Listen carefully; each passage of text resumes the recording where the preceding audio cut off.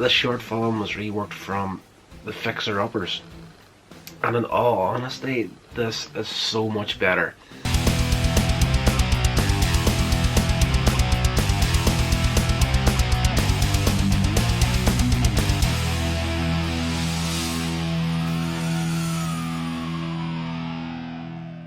Now we're going to get into another Laurel and Hardy short. This one is called Slipping Wives from 1929.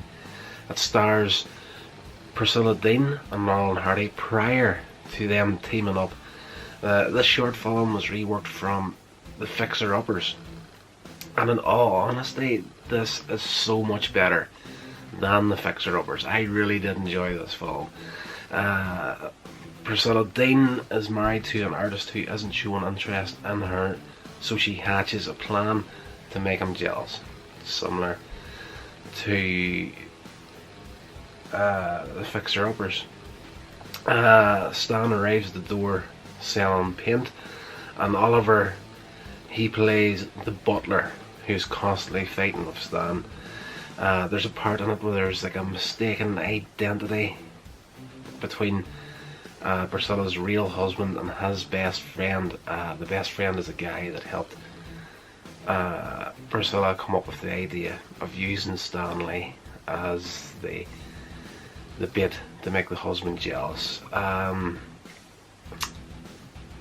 It is one of these shorts where I could go shot by shot telling you exactly what happens in this film, but there is so much content squeezed into this film that if I started that, this video is going to last about half an hour, 45 minutes, and the film's only 25 minutes long, 20 to 25 minutes long, and you know, it's just, again, there's so much in this film.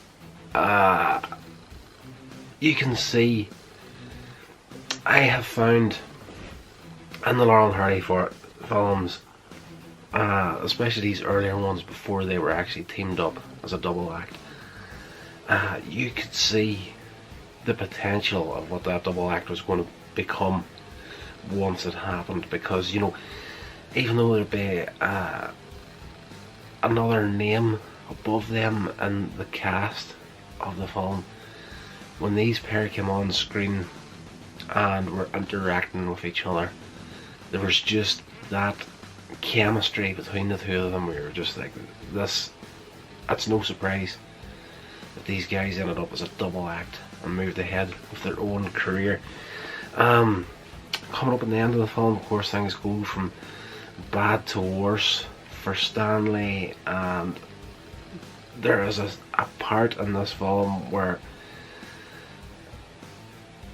Oliver's character, the butler, is ordered to take Stanley somewhere to get him cleaned up, get him into better clothes and whatnot. So he takes him up, tries to run a bath for him, tries to get him in there, get him washed, get him new clothes and whatnot. And of course Stanley is trying to fight his way out of this. He doesn't want to get a bath, he doesn't want to change his clothes and whatnot.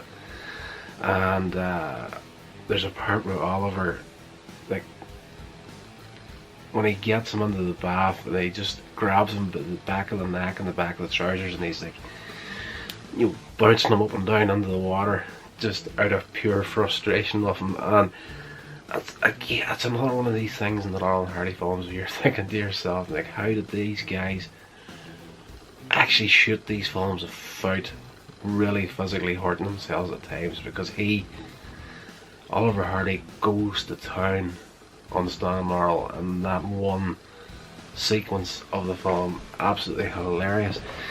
But again, as I say, there's so much in here that, you know, if I go into detail, it's just going to be ruining the film for you.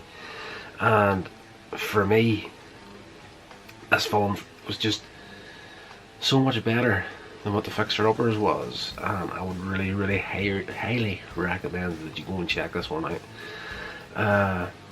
Close to the end, Oliver pulls a rifle and chases Stan out of the house, but while he's out there, you hear the gun going off, and Oliver gets dragged back into the house by a policeman. And he's like, what the heck's wrong with you? You almost blew my flipping brains out. And he turns to walk out, and there's just the whole backside of his trousers is just burned out, and the flames where Oliver shot him at. So it's one of these jokes where, of course, his brains is in his ass. So again, very, very enjoyable Laurel and Hardy film, and you know, with the imminent release of Stan and Ollie on the horizon, you know, there's going to be a lot of interest in getting back and checking out these older films. So this is definitely, out of this collection on DVD 10 of the Laurel and Hardy box set, definitely well worth checking it out.